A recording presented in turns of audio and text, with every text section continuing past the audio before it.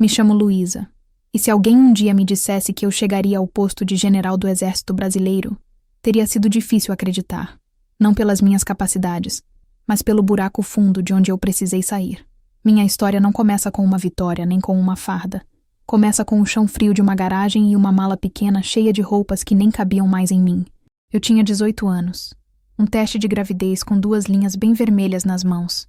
E um pai que me olhou nos olhos como se estivesse vendo uma criminosa, não uma filha. Você fez sua cama. Agora deite nela, ele disse, como quem entrega uma sentença.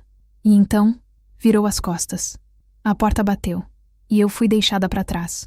A memória daquele momento ainda vive em mim com uma nitidez que me dá náusea. Era uma manhã abafada de janeiro, o tipo de dia em que o ar parece pesar.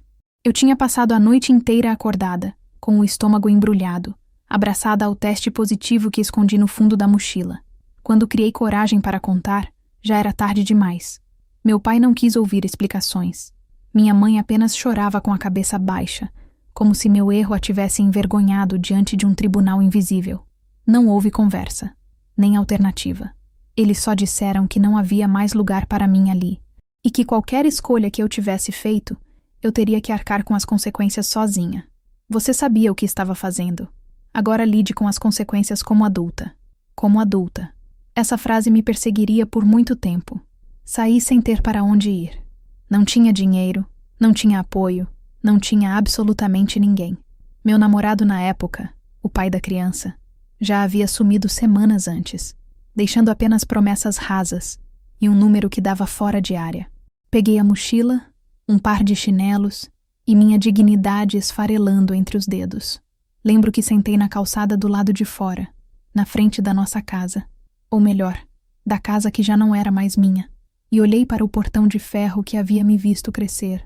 Pensei em tocar a campainha, implorar, chorar, dizer que faria tudo diferente. Mas não fiz. Não por orgulho, mas porque lá no fundo eu sabia. Aquela porta estava fechada para sempre. Durante as primeiras semanas, morei no que dava. Uma amiga da escola me deixou ficar alguns dias em seu quarto, escondida da mãe. Dormi em uma praça pública certa noite, grávida e encolhida embaixo de uma marquise, sentindo cada chuvinha fina me lembrar que eu já não tinha teto, nem rumo. Fiz faxina, lavei banheiro de rodoviária, entreguei panfleto em sinaleiro com a barriga começando a aparecer. Havia dias em que eu quase desmaiava de fome, mas ainda assim recusava a esmola. Não porque me achava melhor, mas porque ainda não sabia como aceitar ajuda sem sentir vergonha. Durante esse tempo, voltei a lembrar das frases que meu pai repetia durante a infância. Disciplina é o que faz um homem digno. Quem erra, paga. Fraqueza é uma escolha. E eu, naquela calçada de pedra, sentia meu coração embrutecer aos poucos. Eles tinham me deixado, como se eu fosse um problema, uma vergonha, um erro humano a ser apagado do álbum de família. E mesmo com todas as dores, eu não deixei de pensar na filha que crescia dentro de mim, porque naquele momento, minha única certeza era, se ninguém me quis, eu ainda assim escolheria querer a mim mesma, e a ela. Quando o 6º mês de gravidez chegou, minha amiga conseguiu uma vaga para mim em um abrigo ligado a uma igreja do centro. Não era muito, mas era um colchão limpo, um chuveiro quente e 3 refeições por dia. As outras mulheres de lá tinham histórias parecidas: abandono, violência, medo, silêncios longos. Uma delas, Dona Teresa, me disse uma noite: "Você tem o olhar de quem ainda não entendeu a força que tem." Guardei aquilo como se fosse ouro, porque até então eu não achava que tinha força nenhuma. No 8º mês, recebi a visita de um grupo das Forças Armadas que fazia um projeto voluntário no abrigo. Ajudavam a reformar o espaço, traziam doações e conversavam com algumas das mulheres em situação de vulnerabilidade. Foi ali que vi uma mulher fardada pela primeira vez. Não uma atriz, não uma personagem de filme. Uma mulher de verdade. Cabo Andréa. Ela falava firme. Andava como se cada passo fosse um manifesto. Mas o que me chamou a atenção não foi a dureza, e sim a calma. Ela me olhou com respeito, e não com pena. "Você já pensou em seguir carreira militar?" Ela perguntou, depois de me ouvir contar minha história com voz embargada. Ri. Eu, cheia de dívidas, com um bebê a caminho, achava que aquilo não era para mim. Mas ela insistiu. Disse que já tinha visto outras como eu conseguirem. "A farda não apaga o passado, Luísa. mas às vezes ela costura o que rasgaram da gente. E eu chorei. Pela primeira vez, alguém me viu como mais do que um erro ambulante, como uma possível história de superação. Aquela conversa ficou martelando em mim, e foi quando minha filha nasceu, no meio de uma madrugada silenciosa, em um hospital público lotado, que eu tomei minha primeira decisão de verdade como mulher. Eu ia mudar de vida, por mim, por ela, e por tudo que disseram que eu jamais conseguiria. Dei o nome dela de Alice, porque eu sabia que, como na história, nós duas ainda passaríamos por muitos espelhos quebrados. Poucas semanas depois do parto, ainda com os pontos da cesárea latejando, me inscrevi no programa de recrutamento voluntário para jovens em situação de risco. Levei um não na primeira tentativa, mas voltei, e voltei, e voltei, até me deixarem tentar. E quando entrei naquele pátio pela primeira vez, suando com o sol no rosto e os coturnos apertando meu calcanhar, entendi que aquele era o início, e que um dia, mesmo que ninguém acreditasse ainda, o mundo ia precisar se curvar ao que eu carregava, e quando esse dia chegasse, não haveria mais cama para deitar, haveria comando. Quando deixei o hospital com Alice nos braços, o sol parecia zombar da minha exaustão.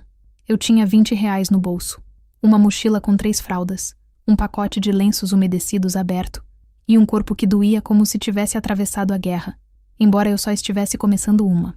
O abrigo da igreja não podia me receber com um bebê recém-nascido por questões de estrutura. E naquele instante, sentada no banco de cimento do ponto de ônibus, percebi algo que arderia por muito tempo.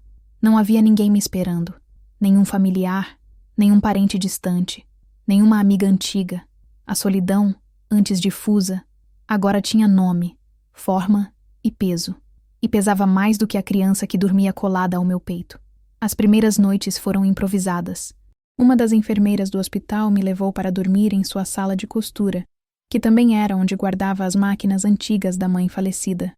Alice chorava com fome, e eu chorava em silêncio por não ter leite suficiente, por não ter casa, por não ter onde cair morta. A enfermeira, Dona Clarice, me ensinou a preparar fórmula com água morna e carinho, como se fosse o último recurso de um mundo que nos virara as costas. Você não pode cair agora, menina. Essa criança ainda vai sorrir por você. Durante os primeiros 3 meses, caminhei mais do que muitos soldados em campo de treinamento. Com Alice amarrada no pano velho que adaptei como sling, bati de porta em porta atrás de trabalho. Não me interessava o salário, nem as condições. Queria apenas ter onde comprar leite e pagar algum canto onde dormir. Consegui uma vaga como auxiliar de limpeza em uma escola noturna. Me deixavam trabalhar depois das aulas, quando os corredores estavam vazios, e eu podia me mover com liberdade. Alice ficava dentro da mochila aberta ao meu lado, dormindo entre vassouras e panos de chão, enquanto eu esfregava carteiras e limpava banheiros. Às vezes, os seguranças noturnos me olhavam com pena. Outras vezes, com desprezo. Eu não rebatia, porque, ao contrário deles, eu sabia exatamente o que estava construindo, mesmo que ainda fosse invisível. Nos fins de semana, costurava barras de calça para os colegas de trabalho. Aprendi sozinha, errando, desmanchando, refazendo. Cada ponto que eu dava era um lembrete de que eu ainda tinha controle sobre alguma coisa, mesmo que mínima. Era estranho, mas havia uma paz na repetição. Havia um poder silencioso em dobrar uma peça, ajeitar uma linha, transformar algo torto em algo inteiro. Acho que, de alguma forma, era isso que eu também fazia comigo. Ajeitava minhas pontas soltas, alinhava o que os outros diziam que era defeito, firmava a postura mesmo com os ombros cansados. O maior desafio não era o físico.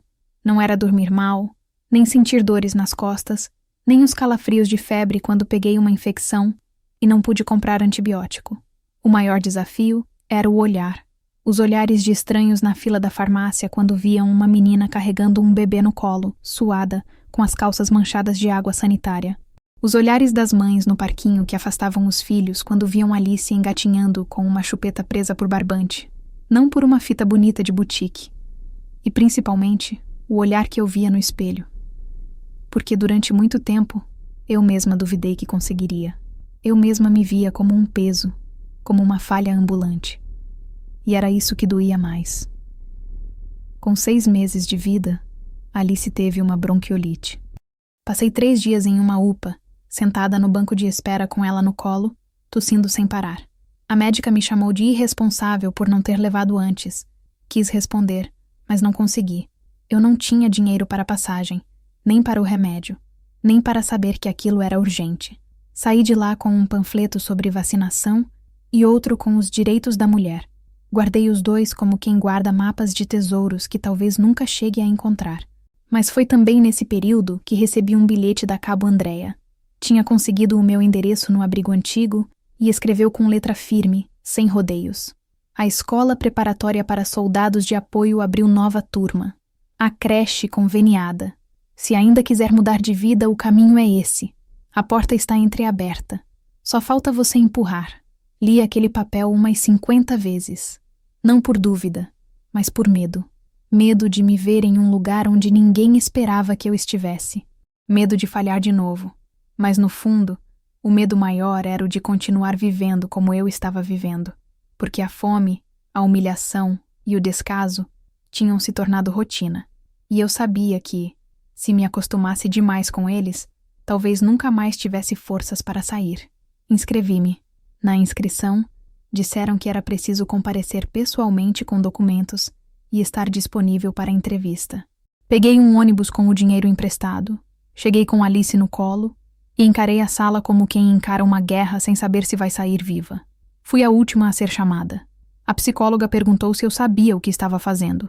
Respondi que não sabia, mas que era melhor do que continuar fazendo nada. Ela olhou para mim com atenção, depois olhou para Alice dormindo e disse: às vezes, as melhores respostas vêm de quem parou de mentir para si mesma. Na semana seguinte, fui chamada. Início previsto para o próximo mês.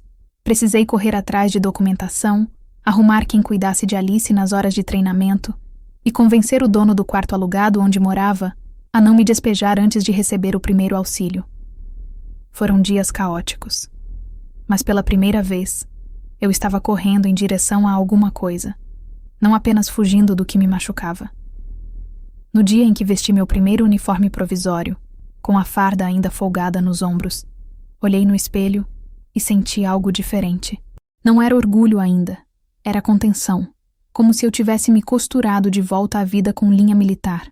Ainda faltava muito. Faltava suor, dor, cansaço, dúvida. Mas pela primeira vez, desde aquela frase cruel dita pelo meu pai, "Você fez sua cama, agora deite nela", eu percebi que talvez, só talvez, eu ainda pudesse me levantar. Porque a estrada sozinha é cruel, mas também silenciosa. E no silêncio, algumas mulheres descobrem a própria voz. O uniforme chegou dobrado com precisão militar dentro de uma caixa parda que trazia meu nome impresso no canto. Recruta Luísa D. Antunes. Aquele D entre meu nome e meu sobrenome era o último resquício da família que me rejeitou.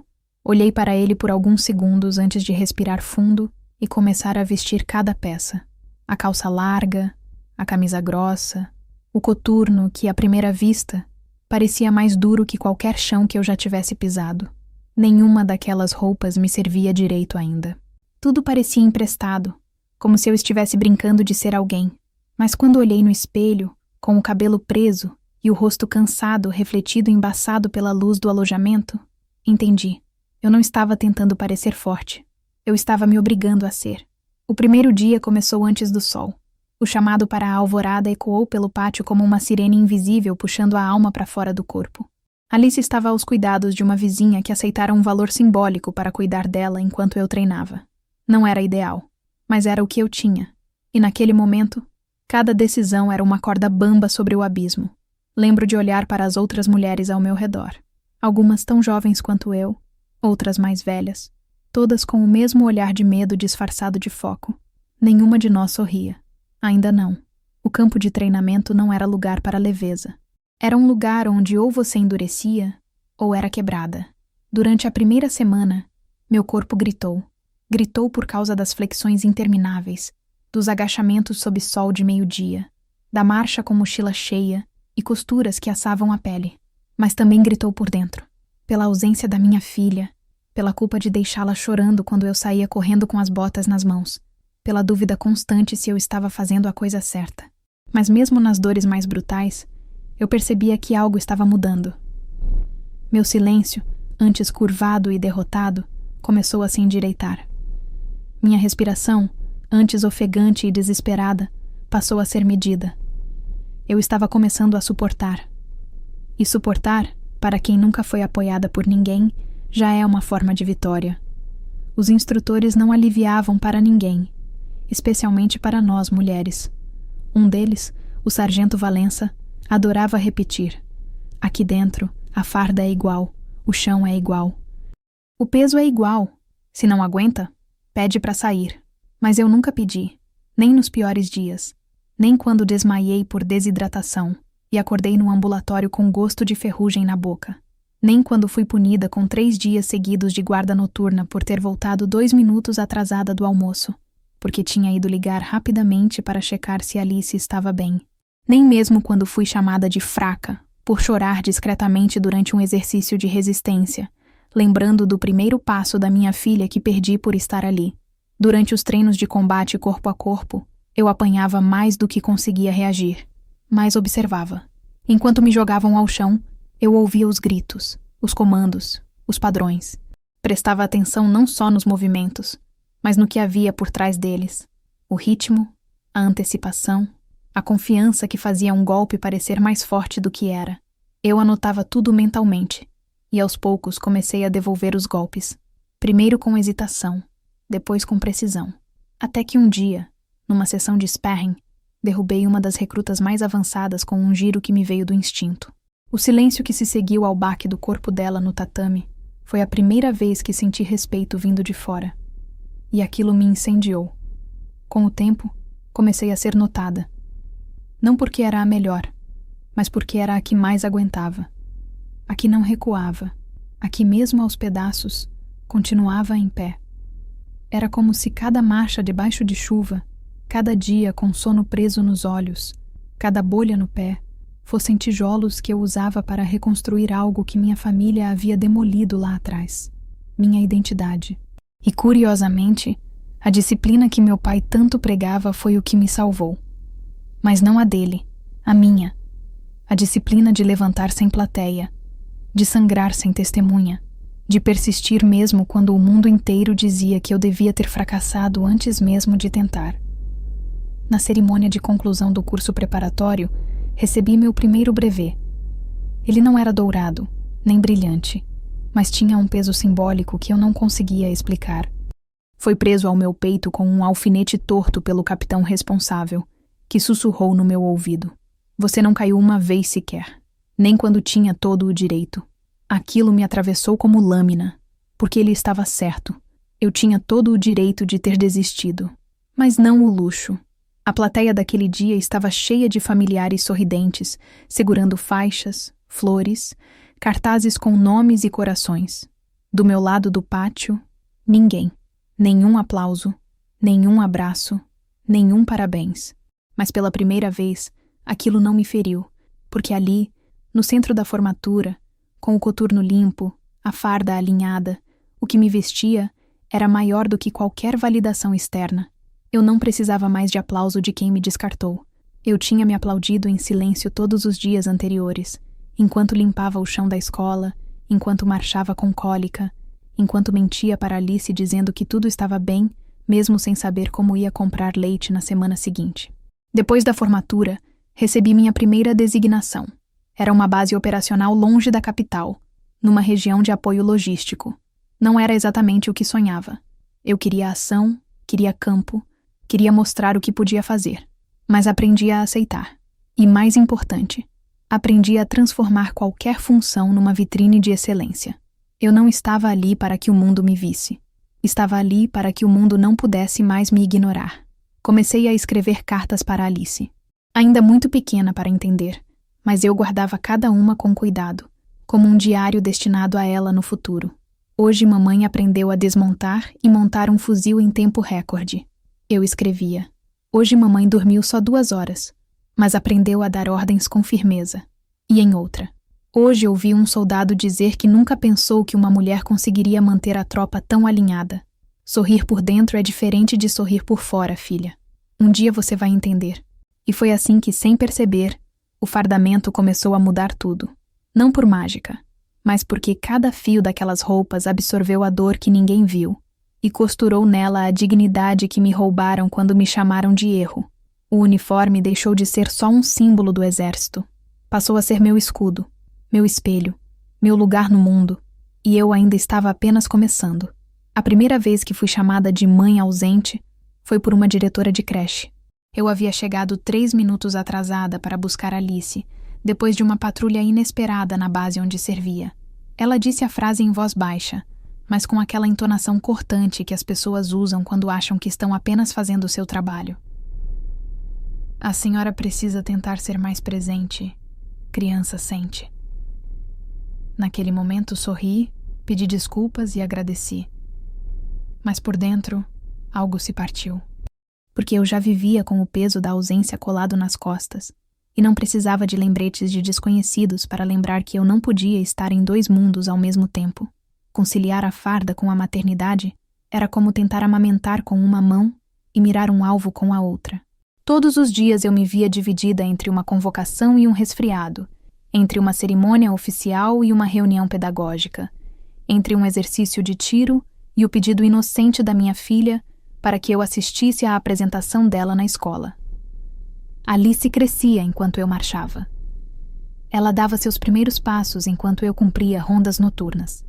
Trocava os dentes enquanto eu aprendia a desmontar armamento tático.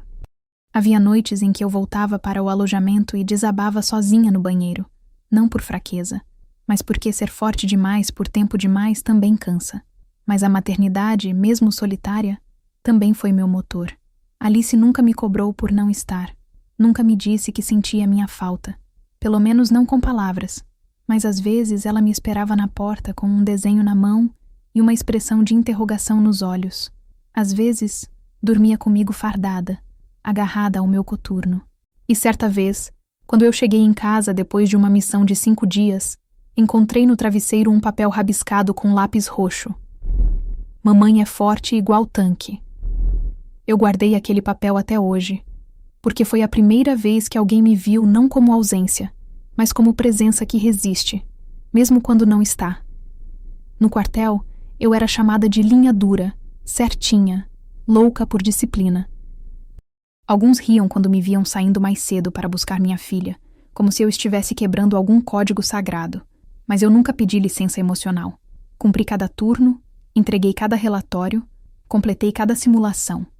E mesmo quando o cansaço queria me dobrar, eu lembrava do que aquela farda significava. Não só um posto, mas um voto silencioso de que minha filha nunca seria jogada para fora de casa como eu fui. Que ela nunca seria culpada por existir. Tive que abrir mão de muita coisa. De romances, por exemplo. Não porque eu quisesse ser sozinha, mas porque poucos homens aceitavam uma mulher que usava farda e liderava tropas. Já ouvi frases como, isso intimida, ou, você deve ser mandona em casa também. Ou ainda, uma mulher assim não precisa de ninguém, né? Em todas as vezes, sorri. Em todas as vezes, confirmei em silêncio. Realmente não precisava. Ao mesmo tempo, eu lidava com um machismo interno. O tipo que não aparece em manchetes, mas que está em olhares, em piadas mal contadas, em promoções sussurradas com desconfiança. Quando me tornei sargento, um superior me perguntou, e agora? Vai continuar jogando de 2 lados, farda e fralda? Respondi com firmeza. Sim, e vencendo em ambos. Ele riu, mas eu segui, e continuei vencendo.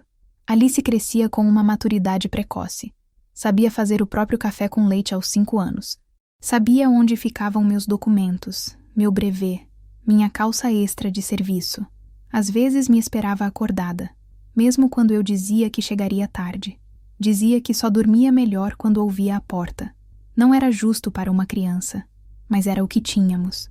E a cada abraço silencioso no fim de um dia longo, eu sentia que ela me perdoava sem dizer. O tipo de perdão que só uma filha sabe dar. O tempo passou, as patentes mudaram, as responsabilidades aumentaram.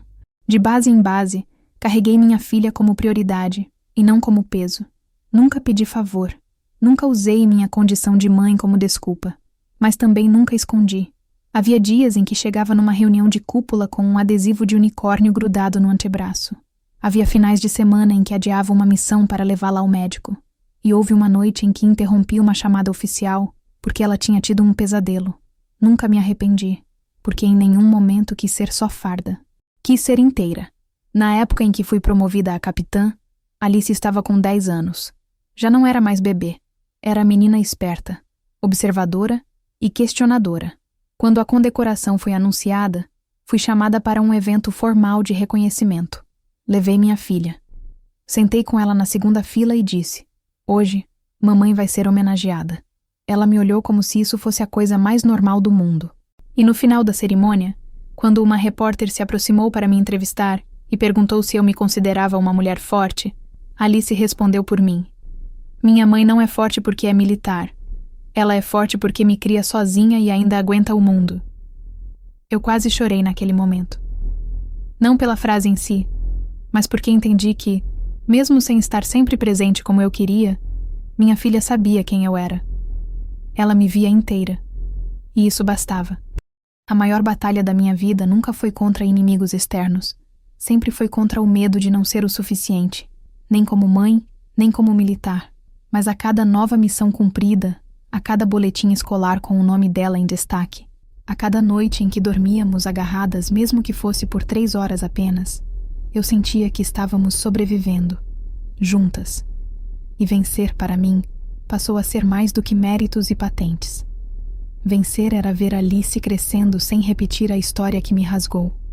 E naquele processo de equilíbrio impossível entre batalha e berçário, descobri que o mundo talvez nunca entendesse o que era ser mãe e soldado ao mesmo tempo. Mas tudo bem. Eu não precisava que o mundo entendesse. Bastava que minha filha soubesse. E ela sabia. O que me afastou da minha família não foi o que disseram no dia em que me expulsaram. Foi tudo o que nunca mais disseram depois. Porque a ausência, quando se prolonga, vira uma espécie de linguagem, um idioma mudo feito de aniversários ignorados, festas que você descobre por terceiros, fotos postadas em redes sociais com legendas como família completa, enquanto você, a filha excluída, observa em silêncio.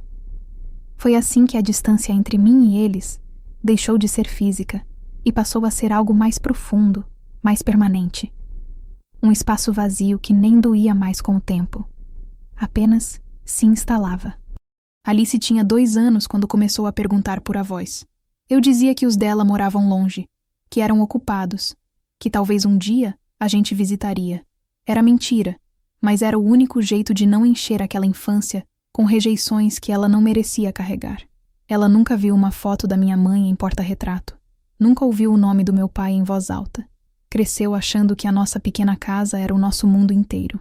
E, de certa forma, era mesmo. Porque do lado de fora, havia apenas um rastro de poeira deixado por gente que decidiu não me reconhecer. No meu aniversário de 25 anos, fiz um bolo simples, sozinha.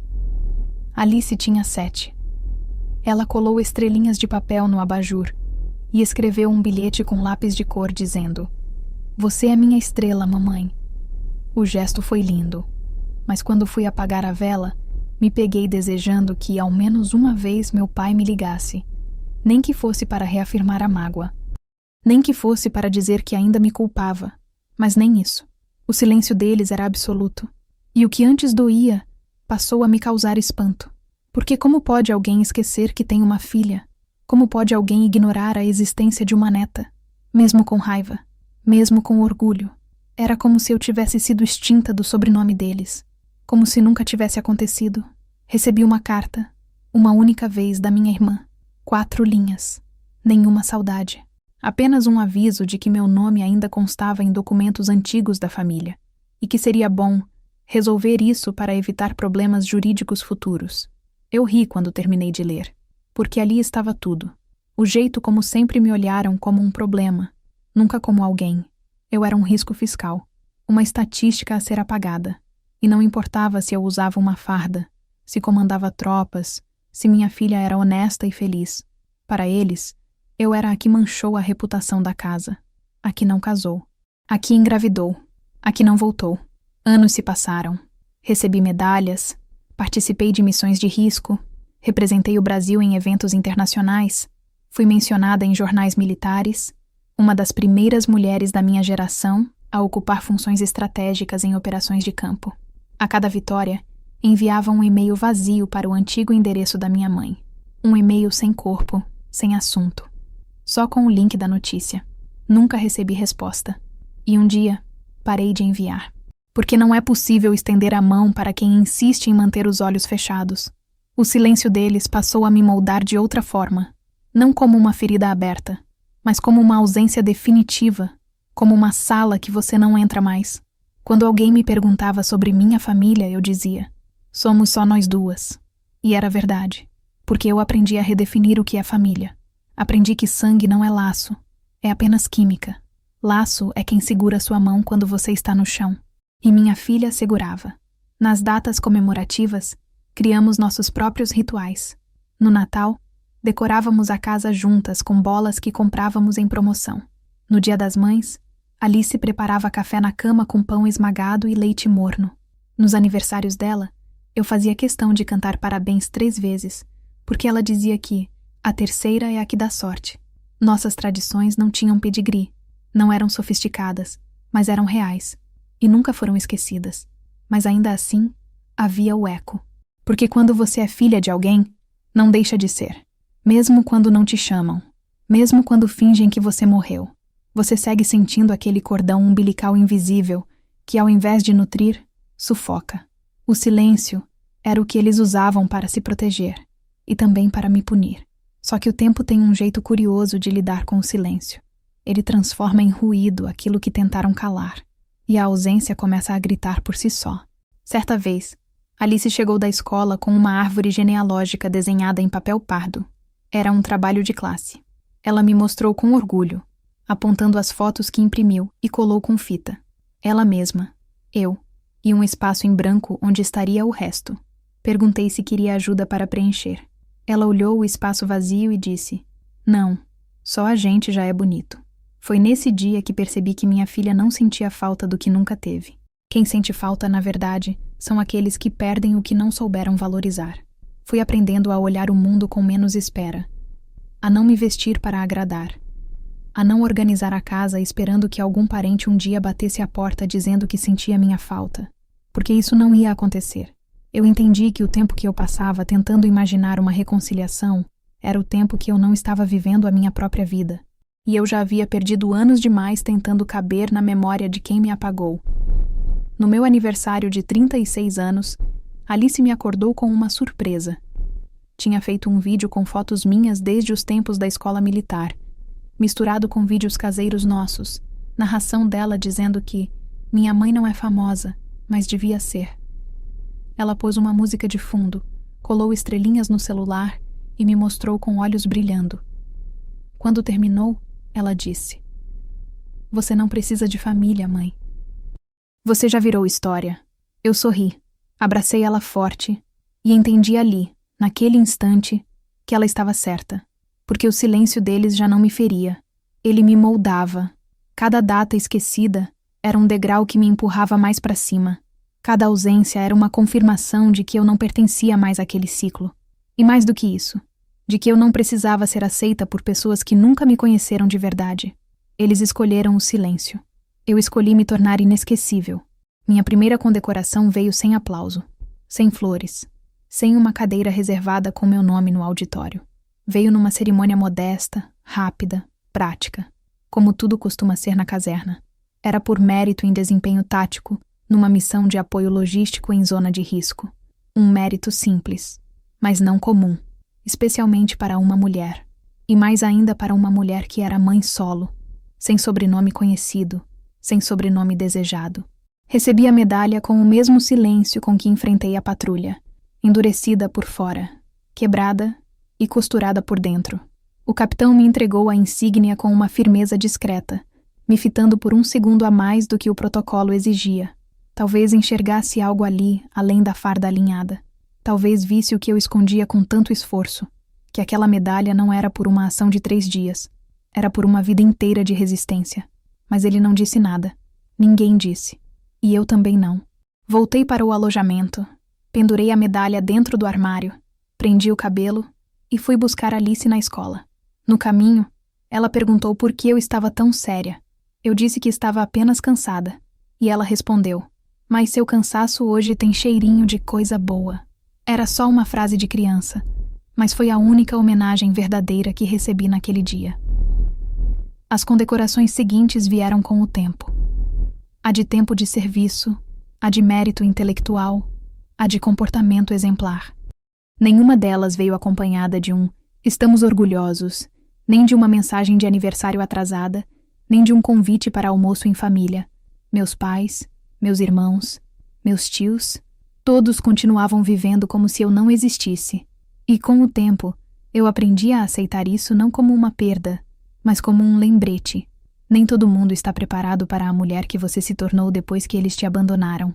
Cada medalha vinha como um peso novo, não de fardo, mas de confirmação, como se fossem pequenas tatuagens de ferro gravadas na carne da minha trajetória.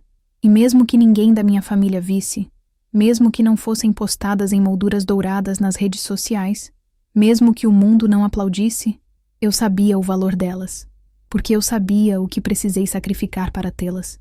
Quantas noites de febre da minha filha eu passei sem dormir, e ainda assim cumpri escala no dia seguinte. Quantas apresentações escolares eu perdi enquanto segurava pranchetas molhadas de suor, gritando cadência no campo de treinamento. Quantas vezes fui a única mulher em um grupo de homens que se entreolhavam como se eu fosse um erro de planilha. Quando fui chamada para compor a equipe de treinamento de novos recrutas, entendi que o exército tinha começado a me ver não só como uma operadora de excelência, mas como referência. E ser referência em qualquer estrutura é carregar nos ombros o peso do exemplo. Eu passei a ser aquela que não podia errar, não podia fraquejar, não podia demonstrar hesitação, e isso, ao contrário do que pensam, não fortalece o ego, fortalece o isolamento. Nas rodas de conversa entre superiores, percebi o tom mudar.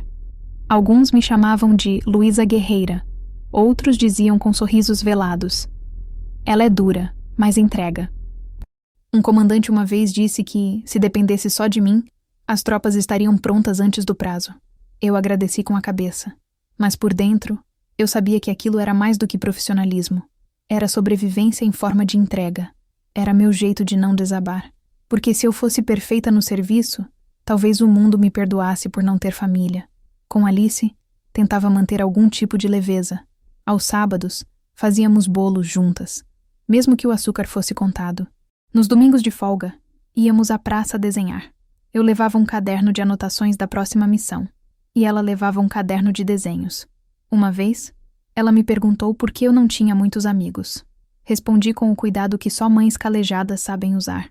Porque a mamãe andou tanto tempo sozinha, que agora escolhe com muito carinho quem caminha ao lado. Ela pareceu entender, me abraçou forte e colou um adesivo de coração no meu coturno. Durante uma das cerimônias internas da corporação, fui homenageada com uma menção honrosa por desempenho em simulação de crise. Era a primeira vez que meu nome era lido em voz alta em um palanque oficial. Olhei em volta, apenas para confirmar o que eu já sabia. Nenhuma cadeira reservada. Nenhum parente. Nenhum rosto do meu passado. Só Alice, sentada na última fileira, com um coque mal feito, e os olhos grudados em mim, como se o mundo estivesse naquela farda. E estava. Ela tirou uma foto minha com um celular antigo emprestado de uma colega. Imprimiu a imagem num papel comum e colocou numa moldura que ela mesma fez com palitos de picolé pintados de azul. Escreveu: "General do meu mundo." Eu ainda era capitã, mas para ela, eu já tinha vencido. Não era só orgulho o que eu sentia nessas conquistas. Era também uma espécie de luto. Porque cada passo que eu dava em direção à minha própria história era também um lembrete de tudo que eles nunca souberam, nunca perguntaram, nunca quiseram ouvir. Meu pai nunca soube da minha primeira patrulha. Minha mãe nunca perguntou como eu suportei a pressão. Meus irmãos nunca quiseram saber como Alice crescia tão cheia de vida, mesmo sem a estrutura que eles tanto diziam ser indispensável. O que eles não sabiam, e talvez nunca saberão, é que toda medalha minha carrega o DNA da dor que eles me causaram. Nunca precisei que eles batessem palmas, mas confesso que às vezes imaginava como seria se um dia, por acidente, meu nome aparecesse na televisão. Como eles reagiriam? Fingiriam surpresa? Tentariam contato? Ignorariam como sempre fizeram? Nunca tive resposta. E talvez nunca tenha. Mas aprendi a lidar com isso. Porque o que me manteve de pé nunca foi o aplauso. Foi o silêncio cheio de propósito com que eu seguia em frente. Toda vez que pendurava mais uma medalha no fundo do armário, entre uniformes dobrados e coturnos polidos, eu olhava para aquilo tudo e pensava: eles não estão vendo, mas eu estou aqui. E essa frase, dita apenas para mim mesma, se tornou o meu próprio hino. Durante muito tempo, fui apenas a Luísa, a soldado dedicada, a mãe que não falta, a mulher que não chora, a capitã que não descansa. Fui muitos papéis, muitas funções, muitas versões de mim, mas sempre com o mesmo nome. Curto, simples, um nome que me foi dado antes mesmo de eu ter chance de decidir quem seria. Um nome que carrega os traços de uma família que me negou, e que por isso mesmo eu sempre relutei em pronunciar em voz alta, até que, sem aviso, meu nome deixou de ser só um nome, e virou um título. Foi num exercício multinacional, um intercâmbio operacional com tropas estrangeiras. Eu era a oficial de ligação, responsável pela ponte entre duas doutrinas, 2 idiomas, 2 mundos. Eu sabia que era grande, mas não tinha a real dimensão até que, pela primeira vez, vi meu sobrenome gravado em uma placa ao lado da palavra Comando, Capitã L.D. Antunes. Uma sigla entre siglas, mas para mim, uma fronteira vencida. Naquele dia, os soldados brasileiros me chamaram de senhora, com um tom diferente. Não o senhora burocrático, que aprendem a usar com mulheres fardadas, mas o senhora que vem com respeito verdadeiro. O tipo de reverência que não se compra com tempo de serviço, mas se conquista com conduta inquestionável. Foi a primeira vez que eu me percebi não apenas presente, mas imposta. De volta ao Brasil, vieram novos comandos, novos planejamentos, novas responsabilidades, e com elas, mais olhares atentos. Não mais olhares de desconfiança ou de curiosidade, como fora no início, mas de espera, de liderança, de quem sabe que se eu falar, todos ouvirão, e se eu decidir, todos cumprirão. Comecei a sentir o peso do que estava construindo não só nos ombros, mas no ambiente. No quartel, deixaram de me chamar pelo nome completo. Primeiro foi Capitã Luísa, depois Major Luísa, e quando veio a patente seguinte, houve uma mudança sutil, mas definitiva. A Tenente Coronel Antunes. Não havia mais Luísa, não havia mais a filha expulsa, a faxineira da escola, a mãe sozinha em ponto de ônibus com a filha amarrada no colo. Agora havia apenas um sobrenome, uma função, um uniforme que já não era maior do que eu, era parte de mim. E com essa transformação, vieram também os convites, para seminários, para eventos internacionais, para dar palestras sobre liderança feminina em ambientes de alta pressão. Eu, que nunca recebi um telefonema de feliz aniversário, agora era chamada para contar como formei dezenas de pelotões com disciplina e humanidade. Lembro-me de um evento em Brasília, auditório cheio, todos os olhos voltados para o palco. Eu subi as escadas devagar, sentindo o salto do coturno ecoar como um martelo sobre tudo que me disseram que eu jamais seria. Falei por 40 minutos sem anotar uma palavra. Falei como quem atravessa um deserto para provar que há água. E quando terminei, alguém da plateia se levantou e gritou: "Essa é a General Luísa que eu quero que minha filha conheça um dia." General.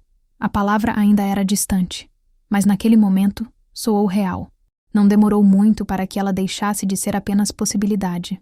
Veio com uma ligação no fim da tarde, entre uma planilha de escalas e uma ligação da escola de Alice. O comandante regional pediu que eu me apresentasse na segunda-feira. "Conversa séria", ele disse. Minha respiração ficou suspensa. Revirei mentalmente todos os motivos pelos quais eu poderia estar sendo chamada. Nenhum deles incluía promoção. Mas a vida, às vezes, surpreende até mesmo quem nunca esperou nada de ninguém. Na sala do comandante, o ar estava denso. Ele foi direto.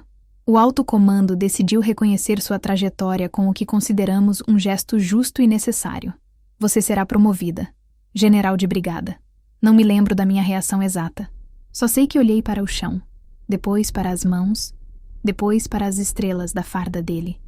E, por fim, toquei discretamente o meu próprio ombro, onde em breve estariam bordadas as mesmas estrelas, as que pareciam inalcançáveis, as que por anos foram desenhadas pela minha filha em folhas sulfite com canetinha roxa.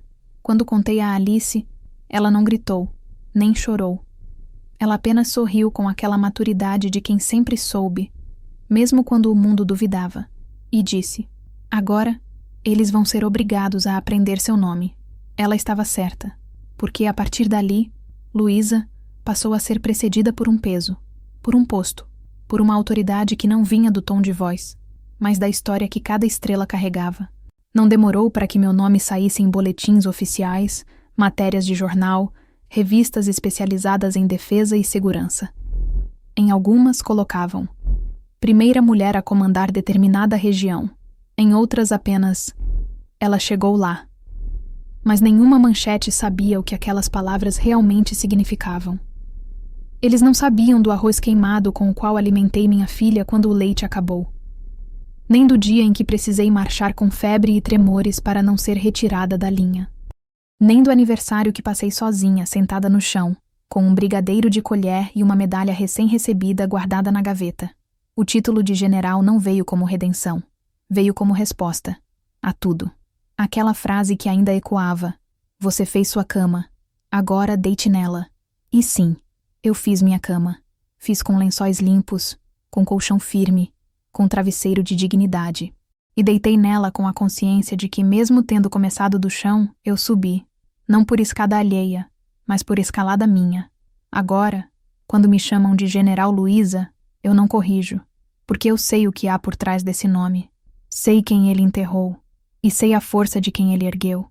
Eles não sabem, mas um dia saberão. Eu sabia que um dia eles voltariam, não por arrependimento, não por reconhecimento, mas por necessidade. Gente que se alimenta de orgulho nunca retorna com pedido de desculpas, retorna com pedidos de ajuda. E foi exatamente assim que aconteceu. Sem anúncio, sem flores, sem nenhum como você está. Apenas uma sequência de sinais que, se eu não fosse quem me tornei, talvez me pegassem desprevenida. O primeiro sinal veio por meio de um comentário público em uma rede social. A página da Força postou uma matéria sobre a nomeação da nova general de brigada. Havia centenas de comentários. Parabéns, orgulho, representatividade. Mas entre eles, um nome que eu conhecia demais. Minha irmã. Comentou apenas: orgulho da minha família. Li aquilo como se estivesse lendo um código de guerra. Curto, silencioso e cheio de intenção. Era a primeira vez, em quase 20 anos, que alguém da minha família se referia a mim em público. E não demorou muito para os outros sinais se materializarem. 2 dias depois, uma mensagem no meu celular. Número desconhecido. Oi, Luísa. Aqui é a tia Marlene. Vi sua matéria. Que linda. Estamos todos muito felizes por você. Quando você puder, vamos adorar te visitar. Com carinho. Com carinho. A mulher que, no dia em que fui expulsa, me disse que mulher sem marido vira peso, agora me escrevia como se fôssemos amigas de infância. Eu não respondi. Arquivei. Como quem arquiva um documento antigo, não por medo, mas por desinteresse. Em seguida veio a ligação. Era um número fixo do interior. Toquei 2 vezes. Deixei cair. E só então ouvi a voz. Minha mãe, no viva voz da secretária eletrônica. Filha, sou eu. A gente viu tudo. Seu pai está com problema de saúde. Precisamos conversar. Você pode nos atender? Eu podia, mas não quis, porque eu sabia que não era conversa o que buscavam. Era a ponte. A salvação. A sombra fresca de alguém que passou 20 anos caminhando debaixo de sol para aprender a fazer sombra para si mesma. Eles estavam voltando não por saudade, mas por interesse. Mesmo assim, a memória pesou. Eu tentei me blindar, mas seria mentira dizer que aquela voz não me atravessou. Era a mesma entonação que me chamava para dentro de casa quando chovia, a mesma que cantava baixo enquanto lavava os pratos, mas agora, desgastada, como um eco tentando voltar para um lugar que já não existe. Alice percebeu, sentiu, ela sempre sentia. Me viu mais calada naquela semana, mais lenta para responder e-mails, mais cuidadosa ao dobrar a farda. Perguntou se algo estava errado. Eu menti, como todas as mães fortes mentem quando a dor ainda está se organizando dentro do peito. Disse que era cansaço. Ela não acreditou, mas respeitou. Foi no sábado seguinte que o retorno aconteceu de fato, no físico, no concreto, no toque da campainha. Eu estava em casa, finalizando a arrumação da sala para um jantar com uma colega de comando, quando o interfone tocou. O mordomo atendeu. General, há um grupo no portão. Dizem ser seus parentes. O sangue gelou. Não pelo susto, mas pela precisão com que o destino executa suas ironias. Fui até a câmera. Vi. Eram eles. Meu pai, minha mãe, minha irmã e 2 sobrinhos que eu nunca vi. Todos em pé, do lado de fora do portão principal. Olhavam ao redor como se tentassem encontrar referências. Meu pai usava o mesmo tipo de camisa de botão de 2 décadas atrás. Minha mãe, um vestido claro que destoava do ambiente. Minha irmã falava ao telefone. Parecia nervosa. Pedi que o mordomo aguardasse. Eu queria ver o desenrolar. Queria ouvir. E ouvi. Ele abriu a pequena porta lateral, mantendo o portão fechado. Perguntou: "Vieram ver a General Luísa?" O silêncio que se seguiu foi quase poético. Eles congelaram. Eu vi. Pela câmera. Não esperavam ouvir meu nome com título. Não esperavam ser recebidos por protocolo. Esperavam uma filha. Uma irmã. Uma menina chorando. Mas não havia mais menina. Havia um posto. Havia um histórico. Havia um sobrenome que, agora, pesava mais do que o desprezo deles. Meu pai tentou sorrir. Disse: "Ela tá aí? A gente queria conversar. Viemos em paz. Em paz. A mesma paz que me foi negada quando me jogaram pra fora com a frase: 'Você fez sua cama, agora deite nela.' Agora, vinham falar de paz. O mordomo foi impecável. Disse que eu estava em reunião, mas que poderia repassar o recado. Minha irmã interveio. Diz pra ela que estamos aqui, que não queremos confusão, mas é sério. A situação do papai não tá fácil. A gente precisa dela. Precisa. Era isso então. A volta não era por amor. Era por necessidade. Eu deixei que fossem embora sem resposta. Sem cena. Sem confronto. Apenas deixei que o portão permanecesse fechado. Como fizeram comigo. Anos atrás. Naquela noite sentei na varanda, com uma taça de vinho e uma manta nos ombros. Alice veio até mim e perguntou: "Era eles, né?" Eu assenti. Ela não perguntou mais nada. Só sentou ao meu lado e encostou a cabeça no meu braço. Ficamos ali, em silêncio, ouvindo o mundo que eu construí sem eles. O retorno deles não foi pedido, nem esperado, nem desejado. Mas eu sabia que ele viria, porque a vida cobra. E quando você joga alguém fora achando que nunca vai precisar, um dia, a porta vira portão, e o sobrenome vira patente. O portão da minha casa era grande, alto, automático, silencioso ao abrir, mas pesado na presença. De ferro negro com detalhes vazados, parecia parte da arquitetura imponente do sobrado que conquistei depois da nomeação ao posto de general de brigada. Mas mais do que um acessório de segurança, aquele portão representava fronteira. Não de território, mas de tempo. De tudo que eu fui, de tudo que precisei deixar, de tudo que nunca mais permiti que entrasse sem ser convidado.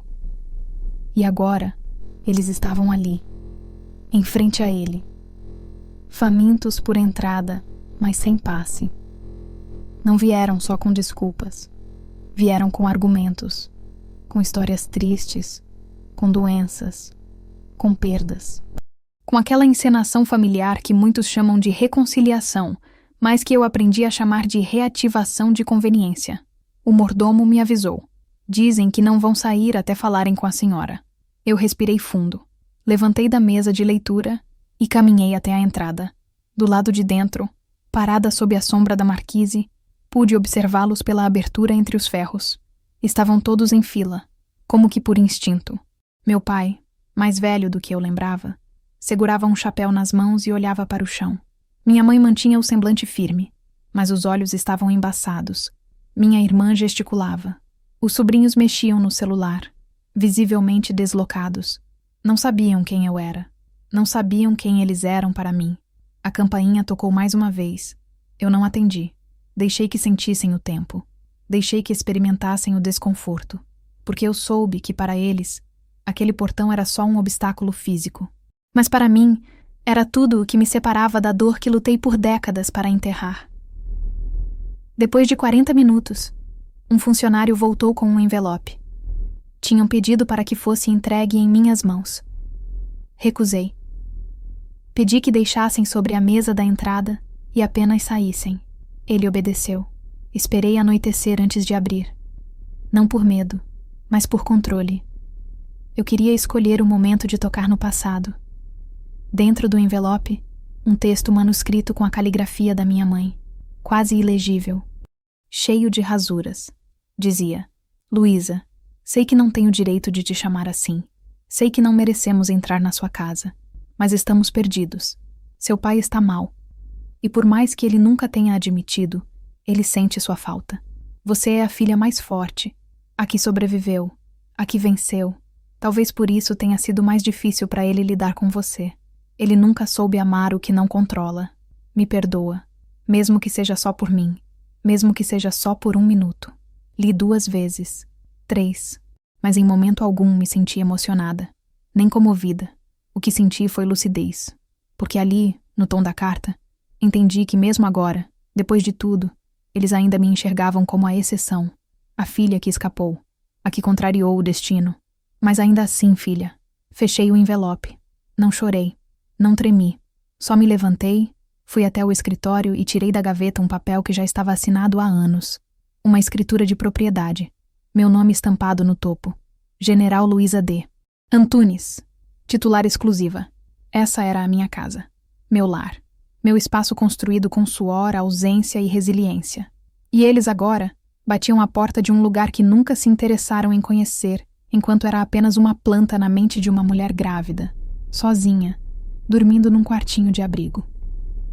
Na manhã seguinte, eles voltaram. O carro da minha irmã parou na frente do portão às 10h02. Desceu com a voz embargada e a postura de quem tenta parecer casual, mesmo sob tensão. O mordomo avisou. Eu pedi que o portão não fosse aberto. Ela então se aproximou do interfone. Luísa, sou eu. Não vim brigar. Só queria dizer que a gente tá vendo quem você virou, que a gente tem orgulho e que a vida mudou, que agora a gente precisa de você. Precisa. A palavra de novo, como se eu tivesse alguma obrigação moral de salvar os que me largaram em pleno desmoronamento. Como se o sucesso curasse a ferida. Como se uma patente pudesse substituir 20 anos de abandono. Eu então fui até o painel e apertei o botão do microfone. Este portão é o mesmo tipo de parede que vocês construíram quando virei mãe aos 18. Vocês disseram que eu tinha feito minha cama e agora era hora de deitar nela. Pois bem, eu deitei, mas depois levantei. Levantei e construí este lugar com as próprias mãos. Agora me digam, que cama vocês fizeram para mim aqui fora? Nenhuma. E eu não devo lealdade a quem não me deu chão. Ela chorou. Eu ouvi. Disse algo sobre reconciliação, sobre a neta que queriam conhecer, sobre segundas chances. Mas o portão continuou fechado, porque o que separa o passado do presente não é o metal, é o merecimento. Alice, que observava tudo de dentro da casa, veio até mim e disse com um meio sorriso: Acho que eles nunca imaginaram que a filha de 18 viraria a mulher que manda fechar o portão. E eu, pela primeira vez, ri, não de ironia, mas de leveza. A casa que eles nunca visitaram agora era uma fortaleza, não só de concreto, mas de consciência. E ali, naquele momento, entendi que perdão não é a mesma coisa que convivência, e que alguns portões, mesmo quando abertos, precisam continuar fechados. O que eu descobri depois de tanto tempo é que o silêncio não é ausência de resposta. É a resposta mais alta de todas. O silêncio diz o que as palavras não conseguem semear. Ele corta onde o grito se perde. Ele permanece quando o barulho desaparece. Foi no silêncio que me abandonaram. E foi no silêncio que eu venci. Depois que foram embora pela última vez, deixando no portão o eco de uma súplica tardia, não houve mais cartas, nem ligações, nem visitas. E eu não procurei saber. Não por frieza, mas porque finalmente compreendi que nem toda ausência precisa ser preenchida. Algumas precisam apenas ser respeitadas. Comecei a organizar minha vida com uma tranquilidade que não conhecia antes. Com a mesma disciplina que usei por anos para conquistar cargos, agora eu passava a gerir outra forma de comando, o do que merecia estar dentro e o que deveria permanecer do lado de fora. Foi assim que selecionei com calma tudo o que ainda guardava deles. E era pouco. Uma carta da minha mãe, um desenho antigo que minha irmã me fez quando éramos adolescentes, um retrato envelhecido em que estou ao lado do meu pai, ainda criança, vestida com a farda de brinquedo que ganhei no Natal. Coloquei tudo dentro de uma caixa, não para destruir, Mas para encerrar, guardei no fundo de um armário que ninguém mexe e deixei que ficasse lá, intocado, silenciado. Nesse mesmo mês, recebi uma proposta para coordenar um projeto de inclusão de mulheres em posição de liderança em ambientes operacionais de alto risco. Era o tipo de trabalho que, anos atrás, ninguém ousaria me oferecer. Agora, eu não apenas era convidada, era esperada. Aceitei. Não por vaidade, mas por missão. Se o mundo abriu as portas para mim, depois de tudo, então minha função agora era manter essas portas abertas para outras. Alice foi comigo em cada etapa. Já adolescente, ela me acompanhava em eventos, reuniões, visitas a bases. Era como se, de algum modo, ela também tivesse nascido dentro daquela farda, crescida em meio a mapas, botas, agendas e códigos. Mas ao contrário de mim, ela era livre, livre do abandono, da culpa, do silêncio forçado, porque eu quebrei o ciclo por ela. E nada disso teria valido se ela não tivesse sido salva junto. Em uma das cerimônias de premiação do Exército, recebi a Medalha do Mérito Militar com palma de ouro, um reconhecimento que não era apenas simbólico, era histórico. E ao final, o mestre de cerimônia disse: "Com honra e distinção, chamamos ao palco a General Luísa D. Antunes." Eu subi, segura, sóbria, com a cabeça erguida e a alma limpa. Mas o momento mais marcante não foi a medalha. Foi o que aconteceu depois. Um jovem soldado se aproximou, nervoso, com uma caderneta na mão. Pediu um autógrafo. Disse que sua mãe também foi expulsa de casa quando engravidou cedo, que ele cresceu ouvindo que ela nunca seria nada, mas que quando viu minha história num documentário da escola militar, decidiu servir. Disse que agora entende o que é resistência, e que, se ela pôde, ele também pode. Assinei com um nó na garganta. Não pelo orgulho, mas porque ali, naquele papel, eu entendi que meu nome agora era mais do que meu nome. Era um símbolo, gravado não em troféus, mas na memória de quem precisa ver para acreditar. Nesse mesmo ano, fui convidada a participar da comissão que nomearia futuras instalações militares. Quando me perguntaram se eu gostaria de sugerir um nome para a nova ala de instrução da Escola Preparatória de Cadetes Femininas, eu apenas sorri. Não quero escolher um nome. Quero que escolham o meu. Mas só se tiverem certeza de que ele será mantido mesmo quando eu não estiver mais aqui. Meses depois, recebi uma carta oficial. Estava aprovada. Pavilhão de Instrução General, Luísa D. Antunes. Li e reli, com calma, como quem saboreia uma carta de alforria. Uma certidão não de nascimento, mas de permanência. Porque era isso, no fim das contas. Eles me negaram o lar, mas eu construí um que ninguém mais pode expulsar. Eles me apagaram das fotos, mas eu me escrevi nos livros. Eles me calaram com silêncio, mas o meu silêncio virou monumento. Alice me perguntou, naquela tarde, se eu queria voltar à cidade onde cresci. Respondi com serenidade: não, a cidade já veio até mim. E sorri, porque era verdade. A mesma cidade que me apontou, que me expulsou, agora me mencionava com reverência. A Praça da Bandeira ganhou uma placa com meu nome. O colégio onde estudei pendurou minha foto no corredor de honra. E até a igreja da qual minha mãe costumava me excluir dos eventos de domingo, agora citava minha trajetória nos sermões sobre resiliência. Mas eu não fui até lá, não pisei naquele chão. Porque a vingança não estava em ser recebida com tapete vermelho. A vingança estava no silêncio com que assisti tudo acontecer sem mover um dedo. Porque o silêncio, quando é bem posicionado, não é omissão. É justiça, e justiça feita em silêncio tem gosto de eternidade. No fim, o que eles nunca entenderam é que a filha que um dia expulsaram por ser uma decepção se tornou uma mulher que jamais precisaria bater na porta de ninguém, porque agora, quando alguém pergunta quem é ela, a resposta vem firme, protocolar, carregada de passado e de futuro ao mesmo tempo. É a General Luísa, e esse nome vai continuar ecoando, mesmo quando todas as vozes deles já tiverem se calado.